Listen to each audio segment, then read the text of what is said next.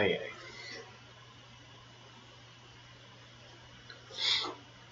Só um momentinho. Vamos já continuar.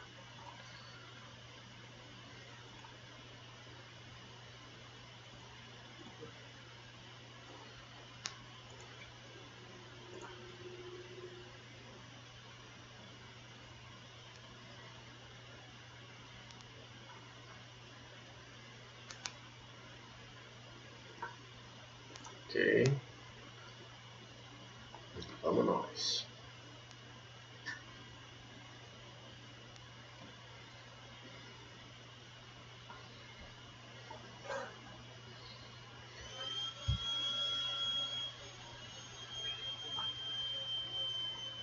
Então vamos lá. Século XX. Em 1901, Paul Daimler e o engenheiro Wilhelm Maybach projetaram e fabricaram um carro que se tornou padrão para muitas outras marcas na Europa.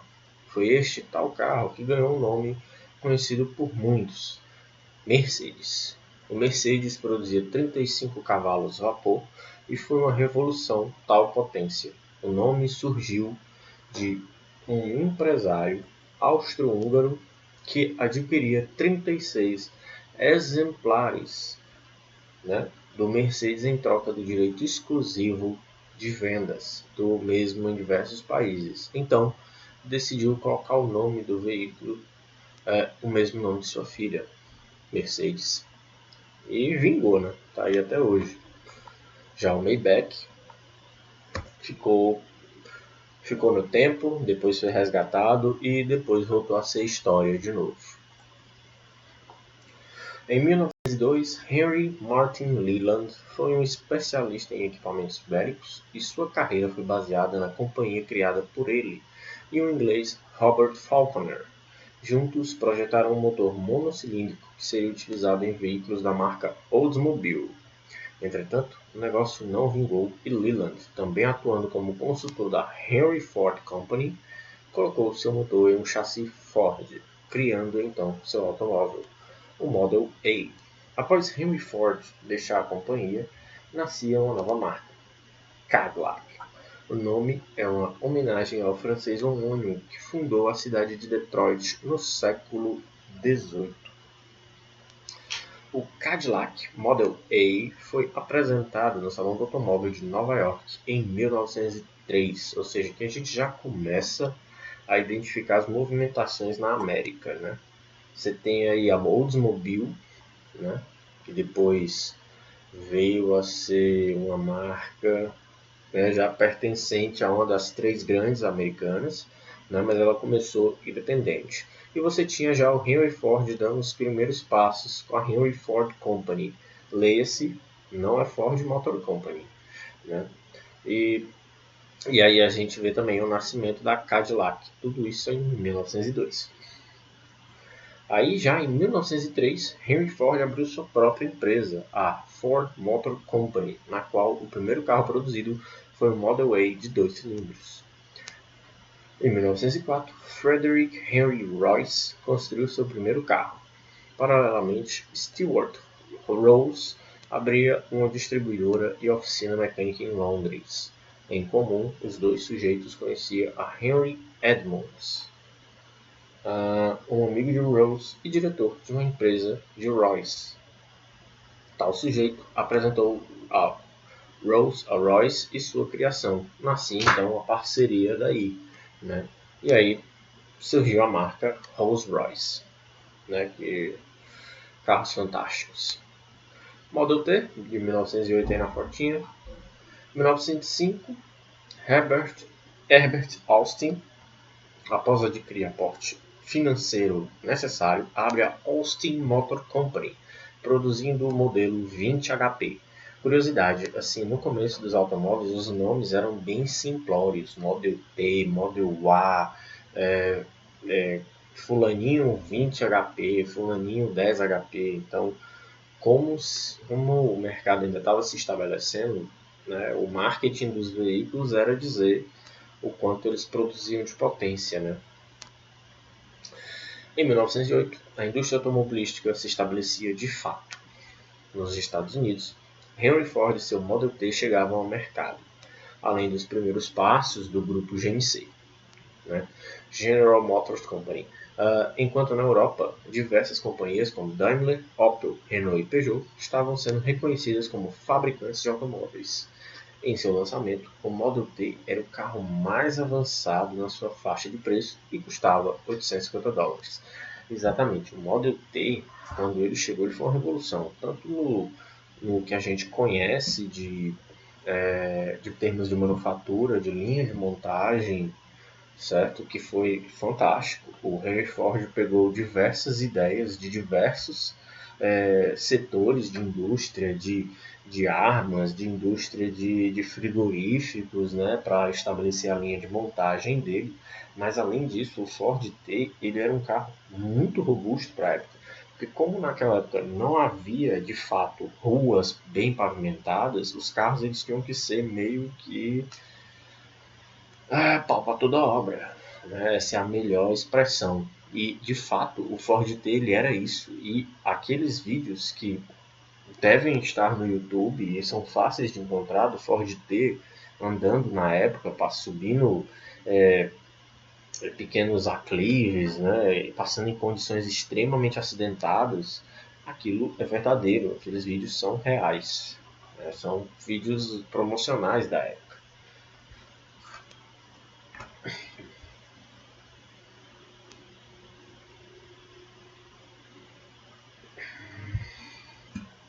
Em 1909, a Cadillac era vendida para William Durant. Em outras palavras, ao grupo General Motors. Henry Leland continuou como presidente da Cadillac até 1917, quando finalmente rompeu com o grupo GM.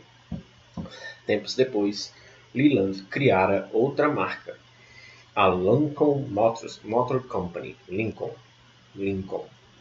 né? A Brush Motor Car Company lança o Brush Runabout. O veículo foi equipado com um sistema de amortecimento ajustável, sendo então considerado o primeiro automóvel equipado com suspensão ajustável da história. Foi o pequeno Brush Runabout.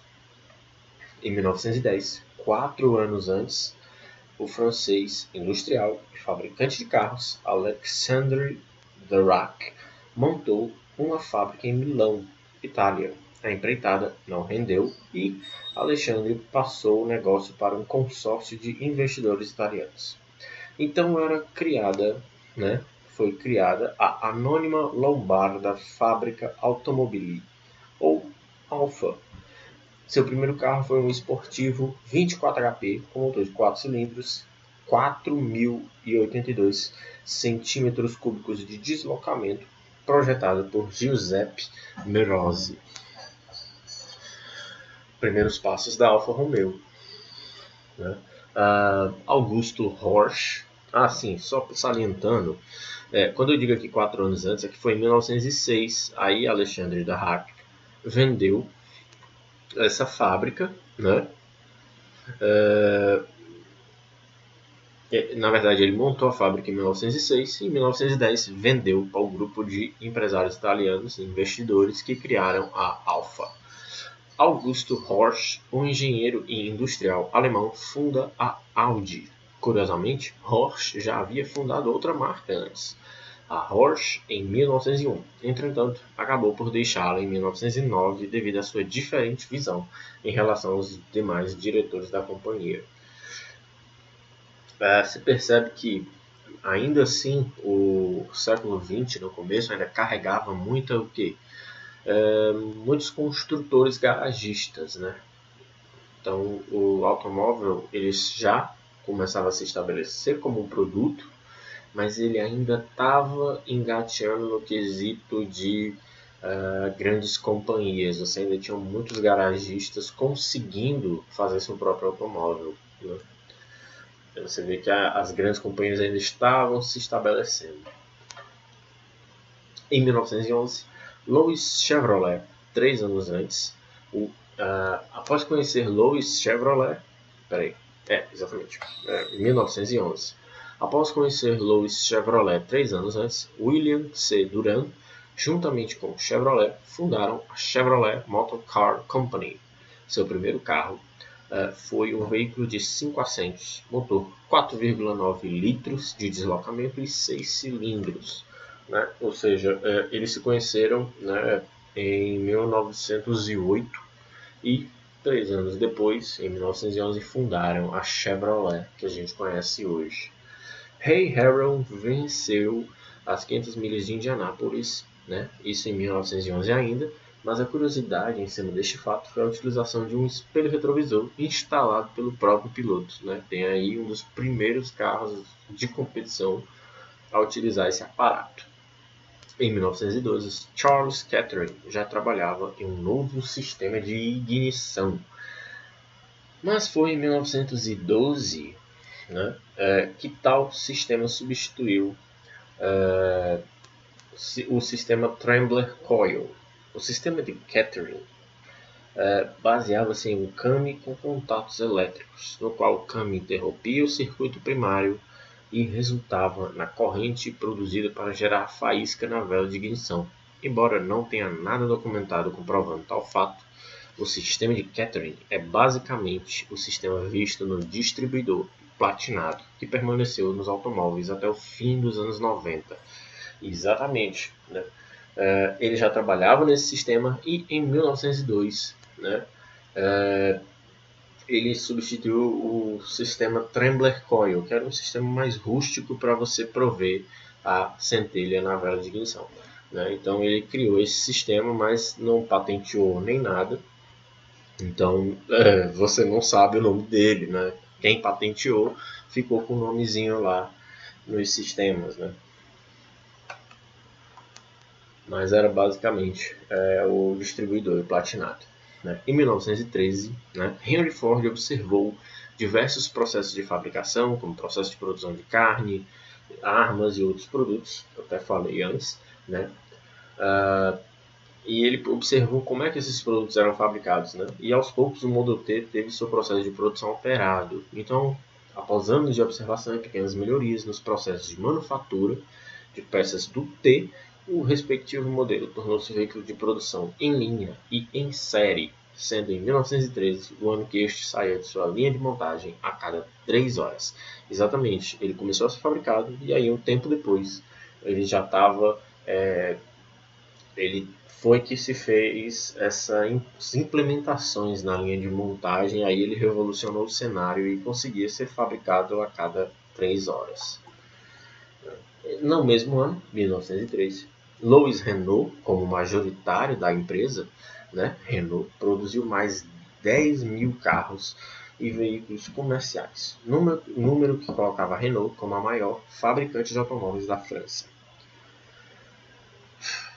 Com ideais opostos, a parceria entre Durand, William C. Durand e Louis Chevrolet chegava ao fim. Os dois não se entenderam nos rumos da empresa, pois Durand queria focar em projetos de veículos para vendas em massa, enquanto Chevrolet gostava de veículos de alto desempenho.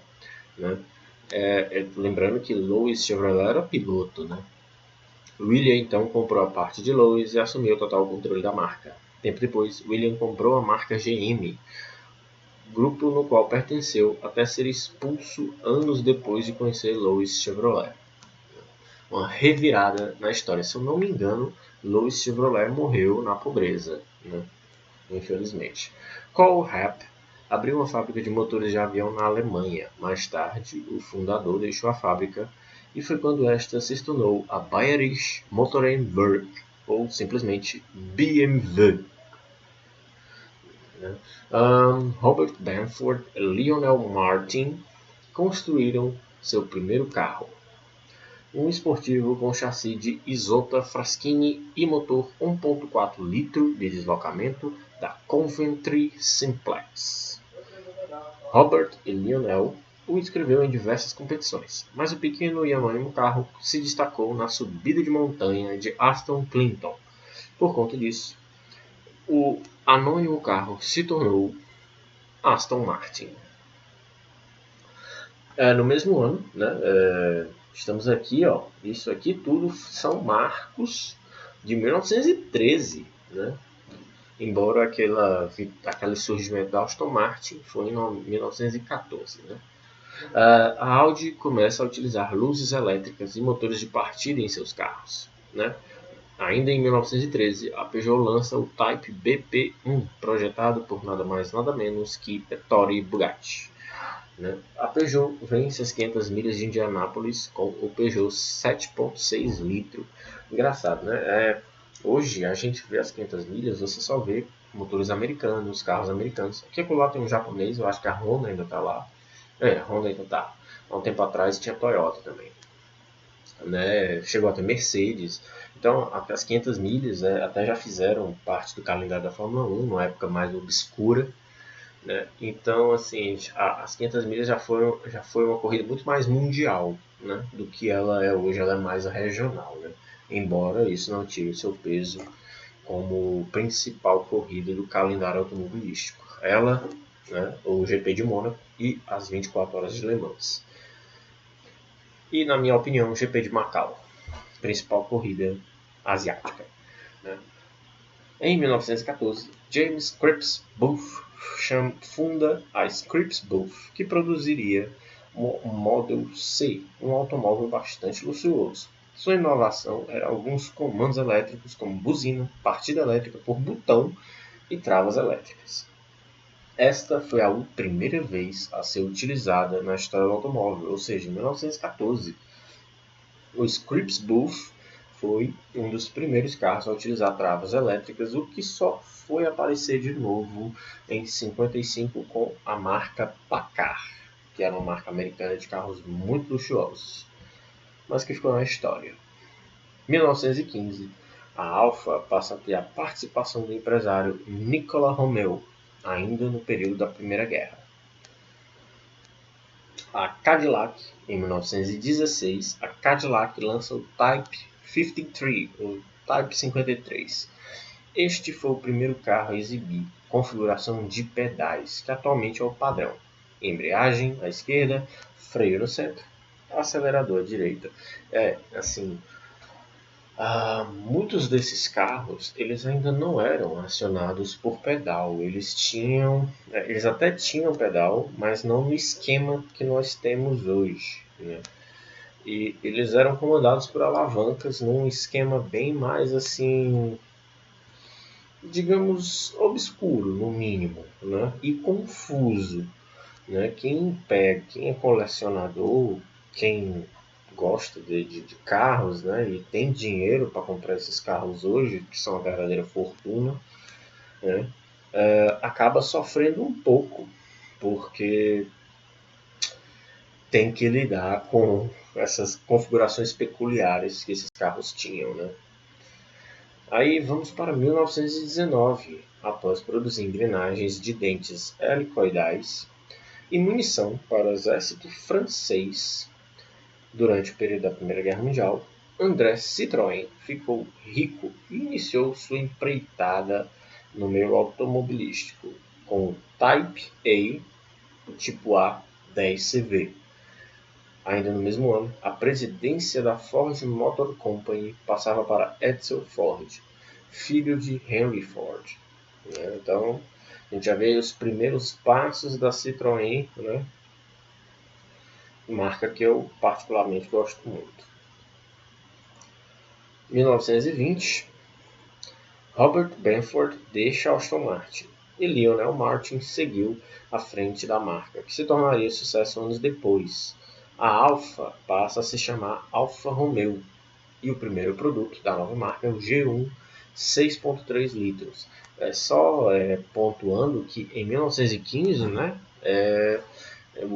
entra o empresário Nicola Romeo, né, que provavelmente motivou essa mudança de nome, né, 5 anos depois, em 1920. Ainda em 1920, August Horch desliga-se da Audi, né. Esta passou a ser gerida por um grupo de diretores.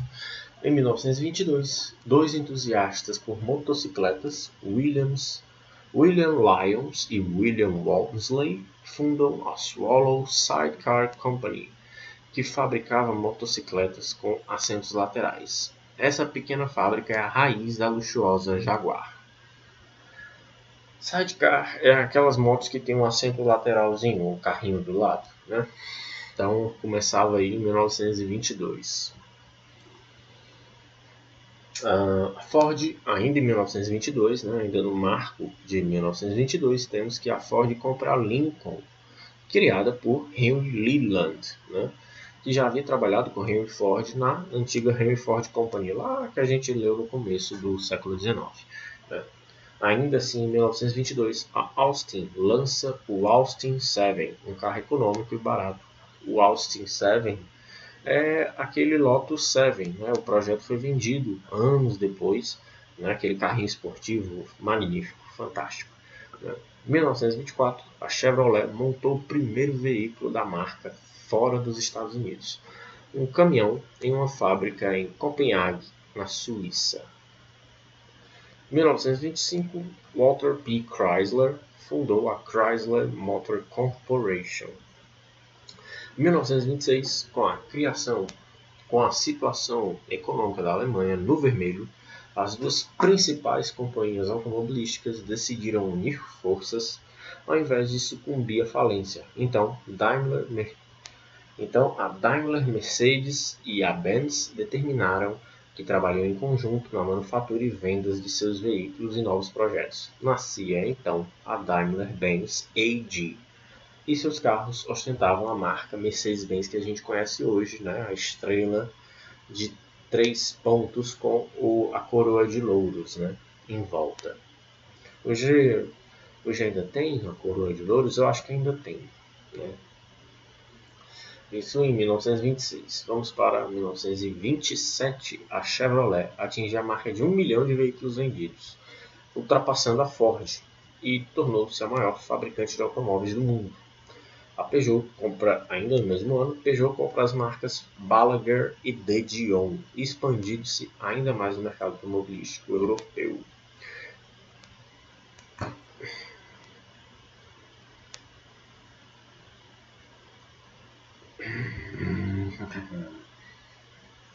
Em 1928, Chrysler Motor Corporation compra a Dodge Brothers, numa das maiores transações da história do automóvel. A companhia passava a pertencer às três grandes, ou seja, Ford, Chrysler e Chevrolet, né? As três grandes marcas que disputariam o mercado americano à tapa. Ainda assim, no mesmo ano, a própria Chrysler funda mais duas marcas subsidiárias para atender mercados de menor poder aquisitivo, a Plymouth e a DeSoto. No mesmo ano, 28, Jorgen S. Rasmussen, um engenheiro dinamarquês e fabricante de motocicletas DKV, adquire parte da Audi para tornar real seu projeto de automóvel.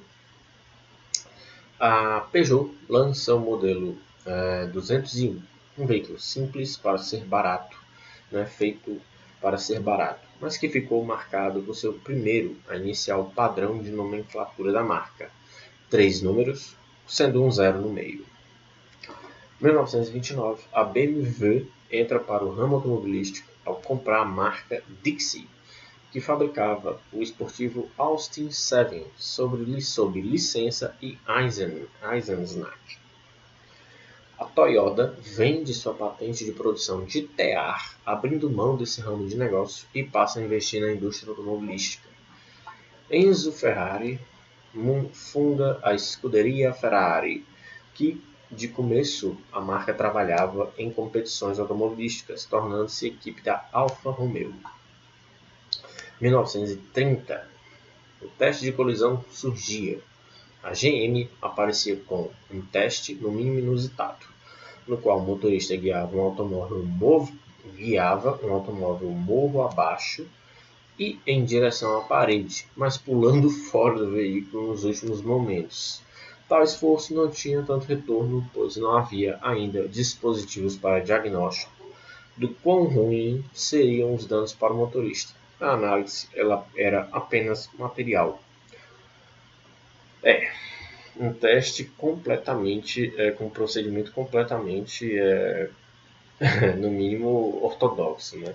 E, de fato, os primeiros testes de colisão eram muito complicados, porque você tinha uma análise de material, mas ainda assim não havia uma análise de deformação tão interessante, bem como eu não tinha nada para conseguir medir os ferimentos no ser humano, né? No mesmo ano, 1930, o portfólio de motores da Cadillac já englobava os V8, V12 e V16 de alta cilindrada. Também no mesmo ano, a Rolls-Royce comprou a marca britânica de carros de luxo Bentley, nos quais passaram a utilizar chassi Rolls-Royce e motores Bentley. Uma coisa interessante aqui a se pontuar, né? Nessa década aí, 20, 30, os motores eles cresceram de tamanho assustadoramente, né? E como eles ainda produziam por pouca potência, a saída era o deslocamento e quantidade de cilindros, né? Para você aumentar o deslocamento, você tinha que aumentar o tamanho do cilindro e também a quantidade de cilindros, né? Então era muito comum você ver motores de 6, 8, 12, 16 cilindros. Com o tempo depois que se conseguiu com os estudos da combustão e conseguiu-se desenvolver melhores câmaras, percebeu-se que muitos cilindros não era interessante. 1931, um dispositivo de testes para pneus mais conhecido como dinamômetro foi desenvolvido. Este possibilitou um grande salto nas medições de propriedades mecânicas necessárias dos pneus, que anteriormente não era possível. Isso foi um passo determinante para a evolução da dinâmica veicular. Ainda no mesmo ano, 1931, a Swallow Sidecar Company expandiu seu portfólio, passou a fabricar carros de criação própria, né? Nascia assim os modelos SS1 e SS2. Lembrando que a Swallow Sidecar produzia motocicletas com o carrinho lateral. Em 1932, a Ford projeta o primeiro modelo voltado para o mercado europeu, o Ford Model Y. Ainda no mesmo ano, Adolf Hitler esboça o que seria o automóvel popular proposto, a Volkswagen. Nascia então a ideia do Volkswagen Sedan, que ficou conhecido no Brasil como Fusca, que é esse carro horroroso da foto, né? Eu acho ele bem feinho. Eu acho que o Fusca mais legal foi aquele da década de 70. Ele era um carro bem bonitinho mesmo, né? Algumas cores dele, o Fusca ficava muito bonito, principalmente nas cores bege. Eu gostava muito do bege. E eu também gosto muito do Fusca Itamar. Ele é bem interessante. Fuscas legais também, que para quem gosta de Fusca é interessante pesquisar, os Fuscas do mercado americano, né? Tem muito Fusca legal lá. Tinha, né? Também saiu de linha. Mas no mercado americano, a minha opinião, né, pegou os melhores Fuscas já lançados. Bom, ainda no mesmo ano, a Audi, a Porsche, a DKW e a Wanderer formam um conglomerado Auto Union, sendo a DKW não, gente, DKW, a responsável pelos veículos de baixo custo, a Audi e a Wanderer pelos carros de classe média e a Porsche pelos modelos de luxo.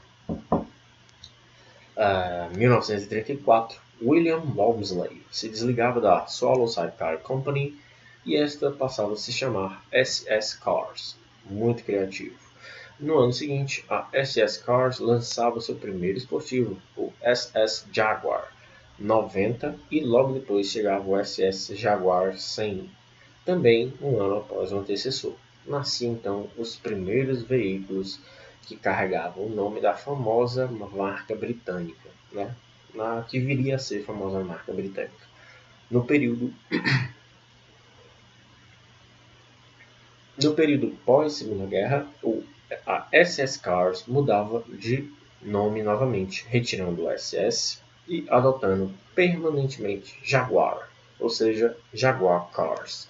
E assim, quando a gente viu lá no começo da criação da Sidecar Company, né, que ela viria a se tornar aquela fábrica da Sidecar, seria o primeiro passo da Jaguar, tá aí, né?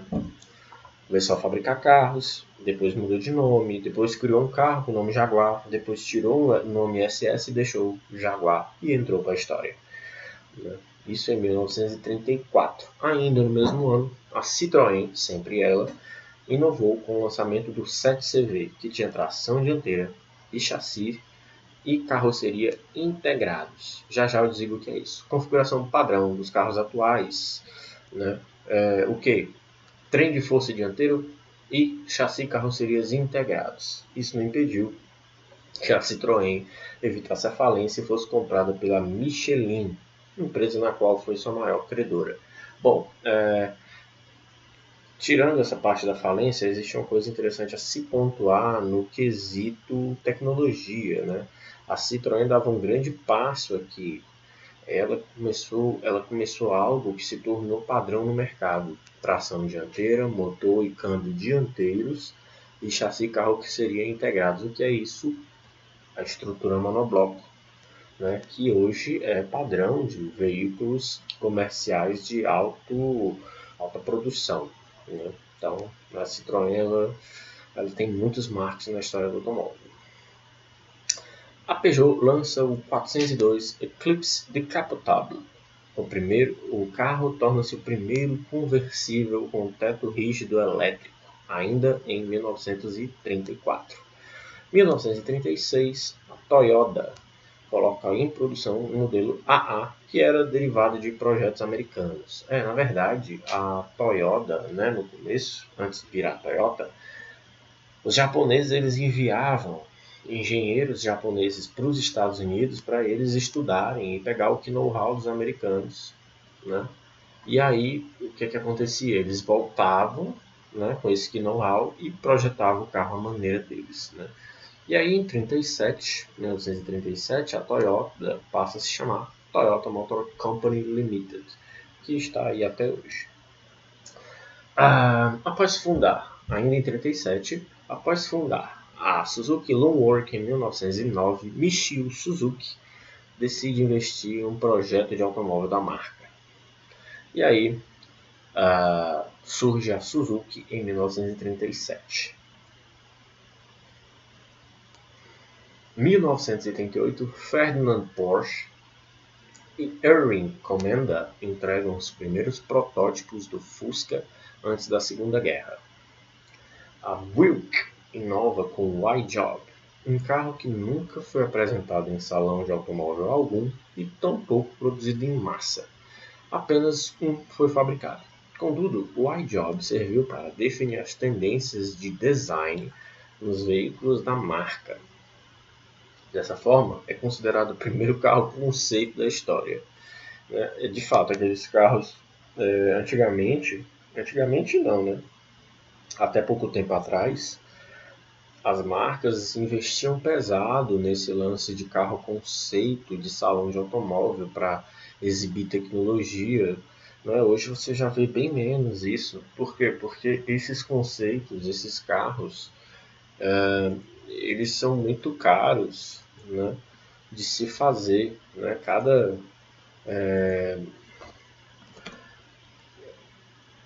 Por exemplo, para você fazer aquele carro ali, só aquele carro são milhões de dólares gastos, né? Então, para as marcas nem sempre é interessante. E agora, com a pandemia, né, cancelamento de muitos salões no começo, lá no ano passado, né, agora que isso caiu por terra mesmo, né? E os salões eles já estavam ficando meio vazios, né?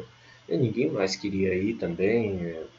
Os custos do salão também estavam caros. Aí eu nunca tive oportunidade de ir num salão. Eu sempre fui para feira de peças, né? Que é o que tem aqui em Fortaleza. Mas sempre tive vontade de ir. Eu acho que vai ficar, né, só na vontade mesmo. Então vamos continuar. Nessa breve pausa, agora vamos para 1939. Em 1939, a Packard começa a oferecer ar-condicionado como opcional no 180. Né? No Packard 180 foi um dos primeiros carros a oferecer ar-condicionado.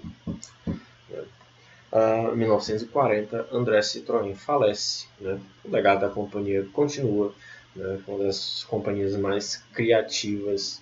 Né? Era a Citroën tinha muito da alma dele, né? Que ele era um cara muito criativo.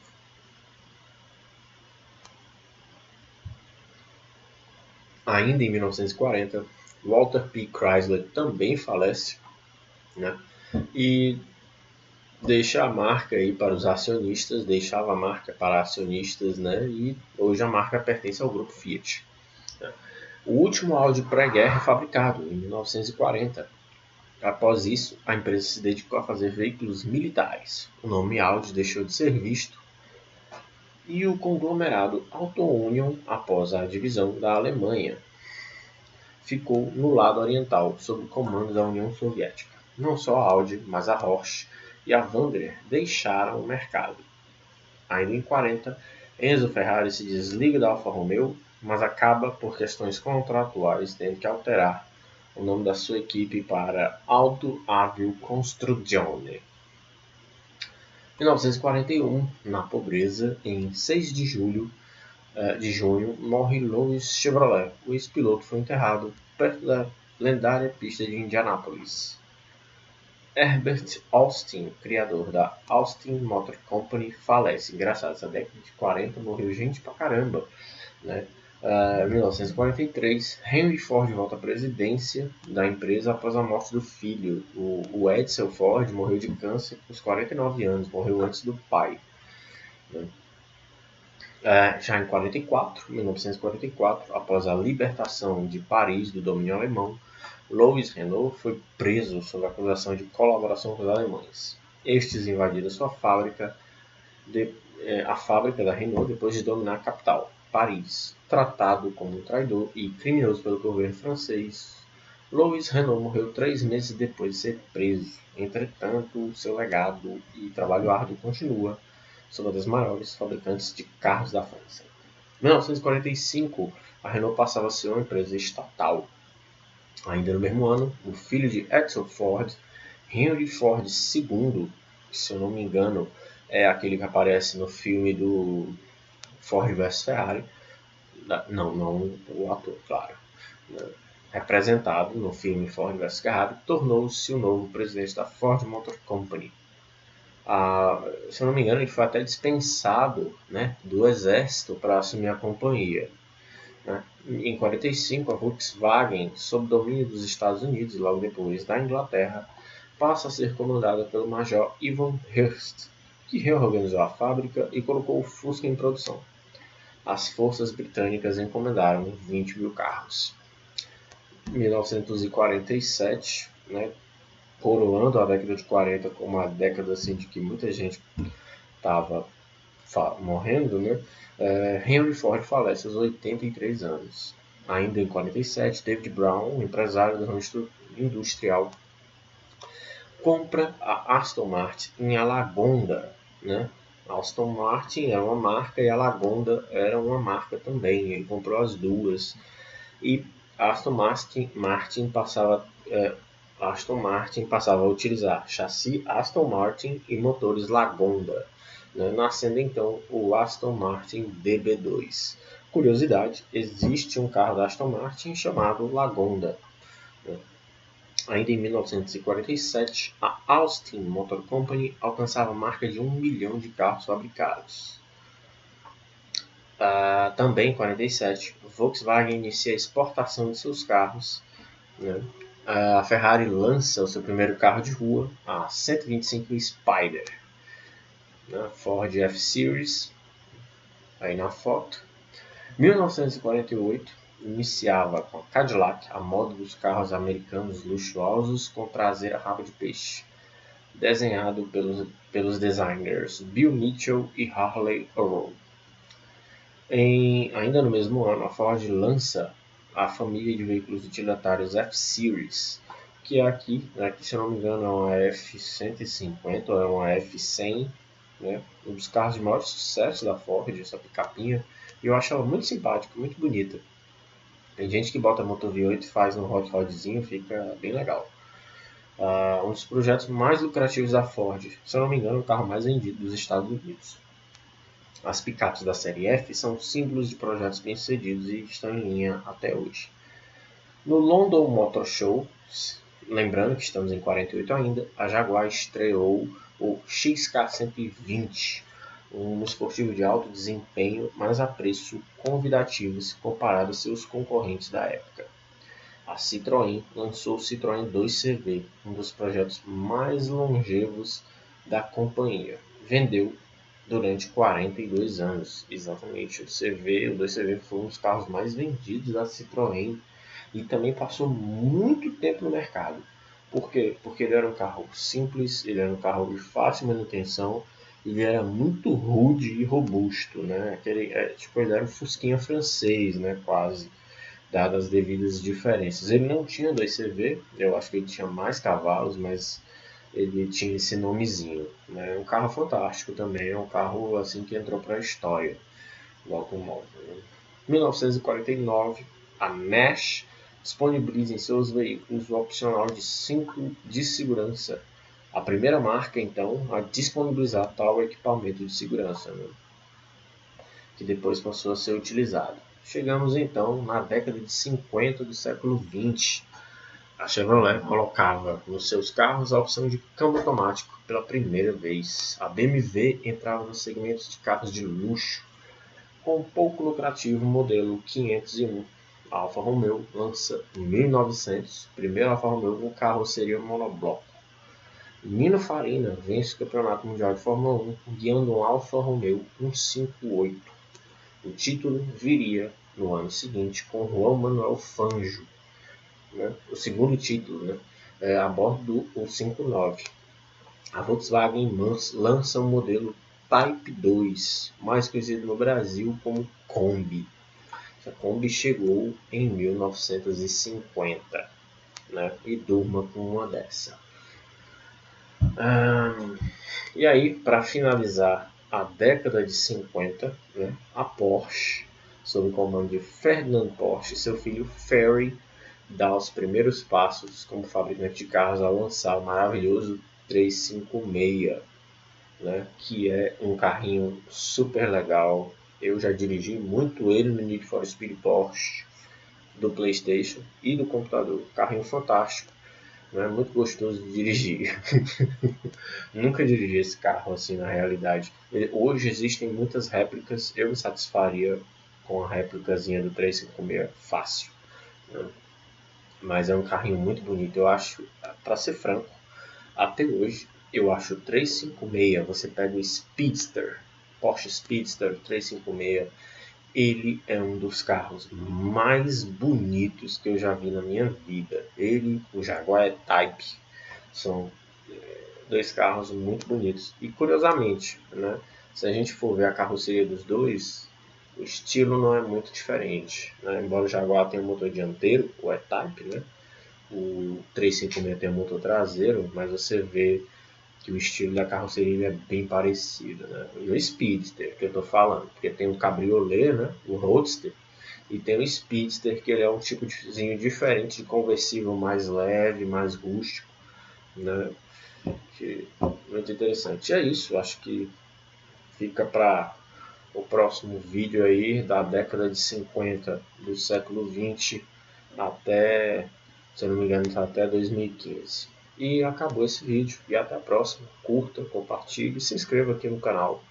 E depois dá uma olhada aqui no site, né? Vamos ler também, né? Tem artigos legais aqui para você conferir. E acabou este vídeo.